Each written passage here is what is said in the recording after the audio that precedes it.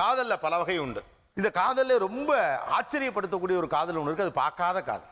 அது என்ன பார்க்காமலே லவ்? நீங்க எல்லாம் பார்க்காம லவ் பண்றதுனால தான் பாரு இந்த மாதிரி பண்ணாடைங்க எல்லாம் அது அட்வான்டேஜ் எடுத்துக்கிறானுங்க. ஏன்னா பார்த்த காதல் பத்தின பல்வேறு விதமான த்ரில்களை பார்த்துருப்பான். அண்ணங்கார அடிப்பானா, ஃப்ரெண்டுக்காரங்க ரவுண்டு கட்டுவாங்களா, டப்பு ஊர் பிள்ளையில டப்பு தான் 10 ரூபா பார்த்துக்கிட, விருப்பம் இல்லாத எந்த பிள்ளைய மேலே கை வைக்கக்கூடாது, புரியுதா?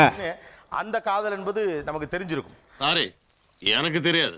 காதல் கோட்டைன்னு ஒரு படம் வந்தப்போ பெரும் ஆச்சரியம் நமக்கெல்லாம் வந்து, எப்படியா 2 பேரும் பார்க்காம லவ் பண்ணுவாங்க. Absolutely correct. பார்க்காமல் காதல் திருமணம் செய்து கொண்டவர்கள், பார்க்காமலேயே காதலித்தவர்கள் இவ்வளவு பேர் வந்து ஒரு ஷோல உட்கார்ந்துருக்கதே முதல்ல ஆச்சரியம் தான். யோ நான் அழுதுருவேன், போயிடு.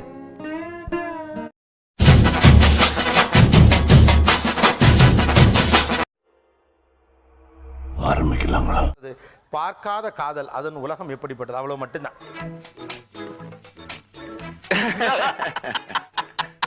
பார்க்காமலே காதல் என்கிற அந்த உலகத்துடைய த்ரில்லான விஷயங்கள் என்னென்ன?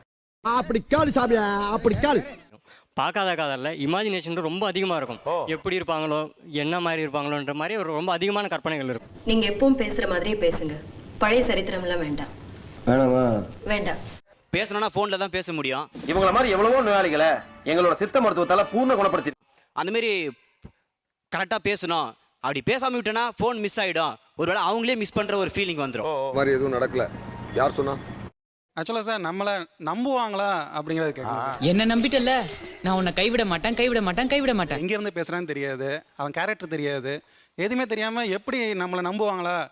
ஏண்டா எங்களை இன்னமுமாடா நம்பிக்கிட்டு இருக்க? இல்லை நம்மளை நம்பி லவ் பண்ணுவாங்களா அப்படிங்கிற ஒரு இது கண்டிப்பாக இருக்கு. உன்னை என்னால நம்ப முடியலையே. சொல்ல முடியாது, அது சொல்ற மாதிரியான அது வார்த்தையில வர்ணிக்க முடியும். அப்புறம் என்ன நீங்க வந்த அதான் சொல்லவே முடியாது. ஆமா, அப்படி இருக்கும். அப்புறம் எதுக்கு சொல்றீங்க? சொல்ல முடிஞ்சவங்க மட்டும் சொல்லுங்க, சொல்ல முடியாத வேண்டாம். நீங்க இந்த மாதிரி செஞ்சிருக்க கூடாது. பதட்டம் கலந்த ஒரு பயம் இருக்கு சார்.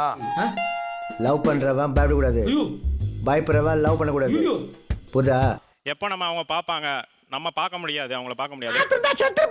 உங்க கேஸை பொறுத்த வரைக்கும் உங்களை அவங்க பார்த்திருக்காங்க, ஆனா நீங்க அவங்கள பார்க்கலாம். இது பளிச்சுன்னு கேட்க வேண்டிய கேள்வி தம்பி, பயப்படாம கேளுங்க. அப்ப எங்கேயுமே எதுவும் பண்ண முடியாது. கண்டிப்பா. அவன் நம்மளை கலாய்க்கிறான்டா கூட.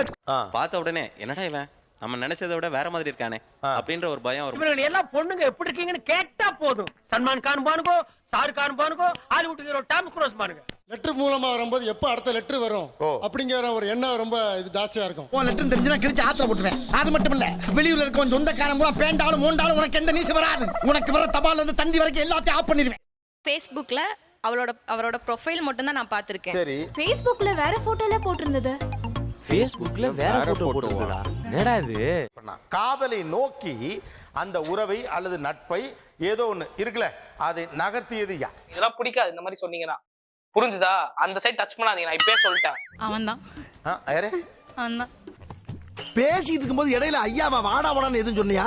ஃப்ளோல ஏதாவது வந்திருக்கும். அவ்வளவு மரியாதை சார், அவ்வளவு மரியாதை. உனக்கு என்னடா மரியாதை? லங்கர் கட்ட உருட்டுவன் தானே நீ? மனசுல இருந்தா போதும் சார், வெளியில சொல்ல வேண்டாம். அப்படியா? இப்படி சொல்லியே எல்லாத்தையும் முடிச்சு விடுங்க. இப்படியே உசுப்பேத்தி உடம்ப ரணகலம் ஆக்கிட்டாங்கடா.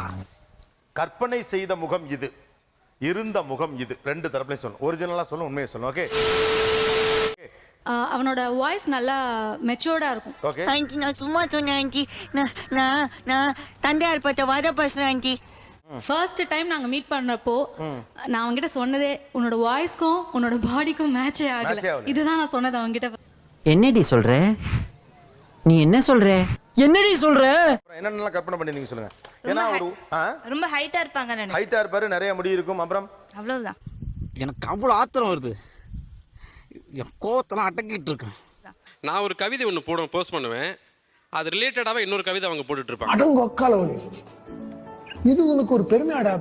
உடைந்த வளையல் துண்டுகளை கொடு, அதில் தாஜ்மஹால் செய்ய போகிறேன் அப்படின்னு ஒரு கவிதை ஒன்று போட்டேன்னா, அந்த மாதிரி இந்த மாதிரி மொல்ல மாதிரி சொன்னானா, இந்த மாதிரி அந்த மாதிரி கேப் மாதிரி சொன்னானா. அதுக்கு அடுத்தது அவங்க போடுவாங்க, நீ தாஜ்மஹால் செய்வதற்காகவே என் கண்ணாடி துண்டுகளை உடைத்துக் கொண்டிருக்கிறேன். மண்ணெண்ணெய், வேப்பெண்ணெய், விளக்கெண்ணெய், பாகிஸ்தான் தோத்த எனக்கு என்ன சார்? அவர் ராங் நம்பர் சார். நான் தான் அவருக்கு ராங் நம்பரை கால் பண்ணிட்டேன் சார். ராங் நம்பர் இல்ல, ராங் நண்பர்கள். ராங் நம்பர் நான் தான் தப்பான எங்க அண்ணா நம்பர்ல ஒரு நம்பர் மாத்தி போட்டதுல அவருக்கு போயிடுச்சு சார் போன். சரி அதுக்கு என்னங்கிற இப்ப யூடியூப் சேனலுக்கு எல்லாருமே லைக் பண்ணுங்க, ஷேர் பண்ணுங்க, சப்ஸ்கிரைப் பண்ணுங்க.